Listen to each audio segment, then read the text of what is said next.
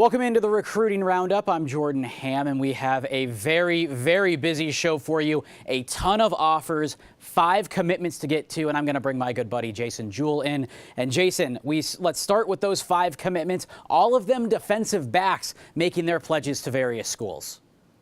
Yeah, so probably the most high profile of the bunch is Noah Gates, the safety from Williamsfield High School. He had narrowed his list down to Arizona State, USC, and Nebraska. Ultimately picked the Cornhuskers, where he's going to end up and go play. And Marcus White's safety over at Brophy High School. He's going to the Ivy League, headed to Dartmouth, and his teammate Sully Shannon, another defensive back who I actually think is going to grow into an outside linebacker.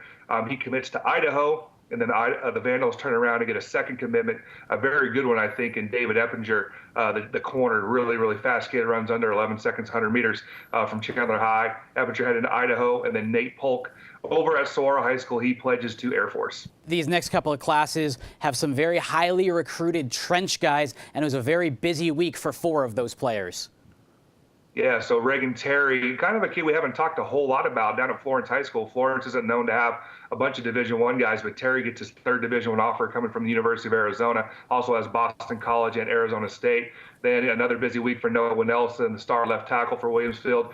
He adds Auburn, USC, and Oklahoma.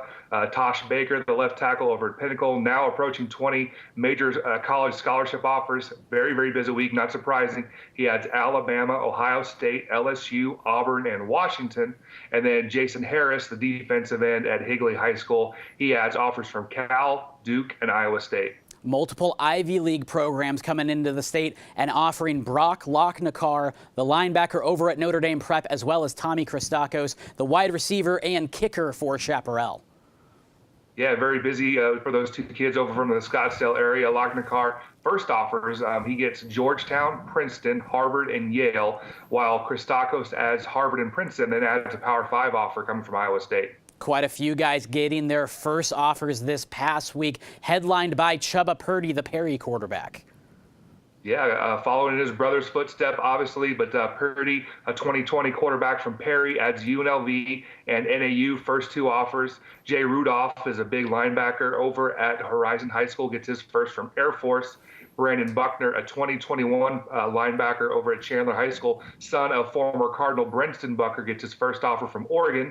Zach Crines, a linebacker who is transferred from Skyline, now headed to Higley, was offered by Air Force. Then senior Connor Cullimore, fantastic football player over at Highland, a kid I think can play multiple positions, gets his first offer from Southern Utah. Then sophomore quarterback Jalen Kitna, son of Brophy head coach John Kitna, gets his first offer at Power 5, a big one coming from Colorado. And, of course, it's always a busy time of year for the Saguaro SaberCats. Plenty of schools going to check out Jason Mond's program, and a ton of these Saguaro players are picking up offers. Jason, let's get started with Bram Walden. Yeah, very talented 2021 offensive tackle gets an offer from Oklahoma State. Jacoby Covington, a 2020 safety, gets Indiana and Oklahoma State as well. Keely Ringo, a 2020 corner, the top corner in the state. Oklahoma State and Washington offered him. Quentin Somerville, a 2021 defensive end, gets an offer from Michigan. And then 2 seniors, Marquis Johnson, wide receiver, got an offer from Idaho, while defensive tackle Jaden Swing got an offer from Drake.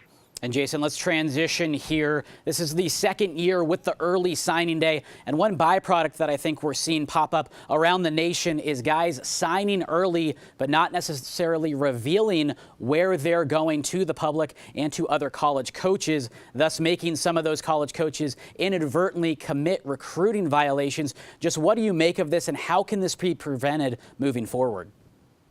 Well, as far as preventing it, I just think that there probably should be some NCAA, bylaw that, once a kid does sign the pen to the paper, that it needs to be released by that school. But that is not the rule right now. But, I think if you're a young man and their parents, that the kids need to come out up front and be honest and say where they're going, because it does, it hurts those college coaches that continue to are trying to recruit, waste their time, waste their valuable time.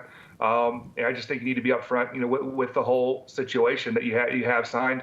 Obviously the byproduct is that these college coaches are inadvertently, committing recruiting violations, because once a kid has signed, there is no contact from, not allowed by another college. Good stuff as always, Jace. We are just 2 weeks away from that February signing day. Keep it here on the Recruiting Roundup each and every week on Sports 360 AZ.